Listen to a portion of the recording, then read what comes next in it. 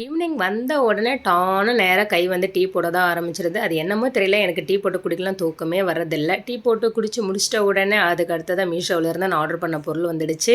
ரொம்பவே வந்து எனக்கு வந்து எக்ஸைட்மெண்ட் ஆகிட்டேன். எனக்கு ரொம்ப ரொம்ப பிடிச்ச கலரு, ரொம்ப நாளாக தேடிட்டு இருந்தது. அமேசான், ஃப்ளிப்கார்ட்டை விட மீஷோ வந்து ரொம்பவே சூப்பர்னு சொல்லுவேங்க. ஏன்னா நல்லாவும் இருக்குது, ரேட்டும் நார்மலாகவும் இருக்குது, பிடிச்ச மாதிரியும் அனுப்புகிறாங்க. ரொம்ப ரொம்ப ஆசைப்பட்ட பொருள் கிடைச்சதே நினச்சி சந்தோஷப்பட்டேன். அதுக்குள்ளே ஹஸ்பண்ட் சும்மா விட்டுருவாரா, இது எதுக்கு வாங்கினேன், என்னத்துக்கு வாங்கினேன், இவ்வளோ இருக்குது, ஏன் வாங்கன்னு சொல்லி 1008 கேள்வி கேட்டுட்டாரு.